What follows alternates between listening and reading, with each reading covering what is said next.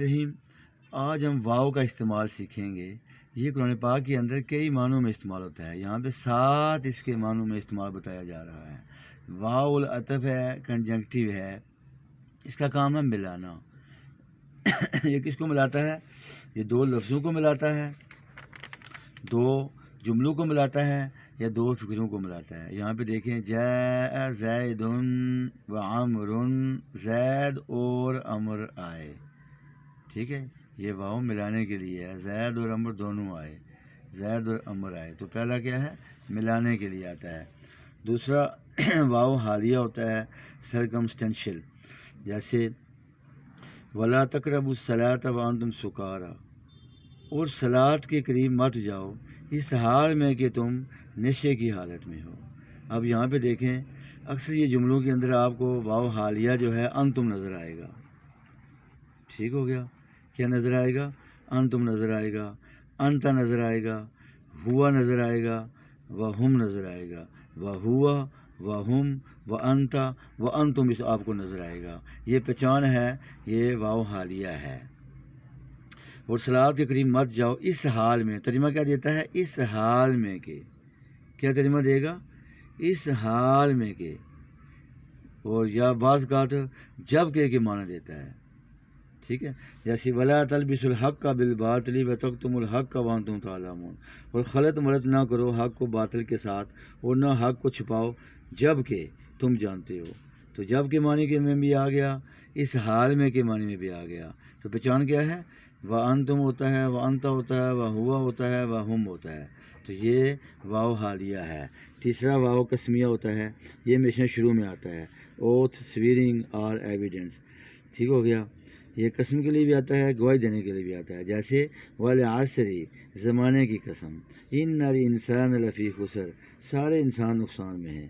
دیکھو یہاں پہ گواہی کے معنی میں آ رہا ہے، تو قسم کے معنی میں بھی آتا ہے، گواہی کے معنی میں بھی آتا ہے۔ زمانہ شاہد ہے کہ انسان خسارے میں ہے، تو تیسرا استعمال کیا ہوا؟ واو قسمیہ ہے، اوتھ، سویرنگ اور ایویڈنس۔ تو اب ہم دیکھتے ہیں چوتھا استعمال اس کا۔ اب دیکھیں واو تفسیریہ، ایکسپلینیٹری، جو پچھلے جملے یا لفظ کی وضاحت اور تشریح کے لیے آتا ہے۔ تو جب یہ واو تفسیریہ آئے تو معنی کیا دیتا ہے؟ یعنی کہ، یعنی وہ کے معنی دیتا ہے۔ اور یاد رکھیں، یہ صرف شروع کرنے کے لیے آتا ہے۔ وَأَنزَلْنَا إِلَيْكُمْ نُورًا مُبِينًا، اور ہم نے نازل کیا، ٹھیک ہو گیا؟ یہ شروع میں آ رہا ہے، اور کے معنی میں آ رہا ہے، ٹھیک ہو گیا؟ تو یہ وضاحت کر رہا ہے، تشریح کر رہا ہے۔ وَأَنزَلْنَا إِلَيْكُمْ نُورًا مُبِينًا۔ ایک واو کا اور استعمال ہے، نمبر 5 کو دیکھیں، واو معیت، ساتھ ساتھ کے معنی میں یہ آتا ہے، ٹھیک ہو گیا؟ اور دیکھو یہ جیسے یہاں پہ آیا، آخر میں زبر آتی ہے، سِرْتُ وَالنِّیلَ۔ اب یہ واو دیکھیں یہاں پہ، میں دریائے نیل کے ساتھ ساتھ چلا، سِرْتُ وَالنِّیلَ، یہاں پہ زبر آئے گی، میں دریائے نیل کے ساتھ ساتھ چلا، تو یہ واو کون سا ہے؟ یہ واو معیت کے لیے آتا ہے، یعنی یہ ساتھ ساتھ کے معنی دیتا ہے، جو کسی عمل کے ساتھ کسی دوسرے عمل کے بیک وقت ہونے، یعنی ساتھ ساتھ ہونے کو ظاہر کرتا ہے، ٹھیک ہے؟ تو یہ ساتھ ساتھ معنی دے رہا ہے، میں دریائے نیل کے ساتھ ساتھ چلا، یہ 5واں تھا۔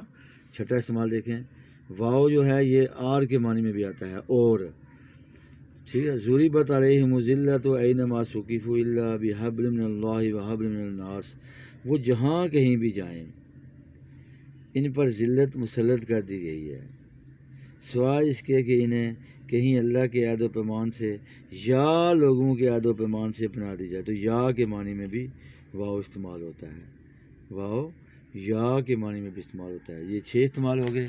اب ہم دیکھتے ہیں 7واں اس کا استعمال۔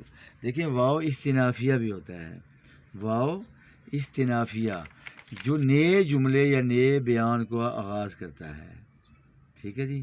وَالَّذِي خَلَقَكُم مِّن طِينٍ ثُمَّ قَضَىٰ أَجَلًا وَأَجَلٌ مُّسَمًّى عِندَهُ، وہی ہے جس نے تم کو مٹی سے پیدا کیا، پھر تمہارے لیے خاص ایک اجل مقرر ہے، اور ایک اجل اور بھی ہے جو اس کے ہاں طے شدہ ہے۔ تو یہاں جو واو آ رہا ہے یہ ایک نیا جملہ آگے آ رہا ہے، یہ اس کے بیان کا آغاز کر رہا ہے، یہ بات ختم ہو گئی یہاں پہ، یہ نیا جو ہے اس کا آغاز کر رہا ہے، یہ جملے کو جوڑتا نہیں ہے، یہ نیا بیان شروع کرتا ہے۔ ٹھیک ہو گیا؟ تو اس طرح یہ واو کے ساتھ استعمال جو مختصر میں نے آپ کو بیان کیے، تو واو کے کتنے استعمال ہیں؟ 7 استعمال ہیں۔ تو قرآن پاک سمجھنے کے لیے اس کی بہت ضرورت ہوتی ہے۔ آج اسی پہ ختم کرتے ہیں۔ ہماری پلے لسٹ قرآنی رول کے اندر آپ ان کو آپ دیکھ سکتے ہیں، عربک رول کے اندر بھی۔ فی امان اللہ۔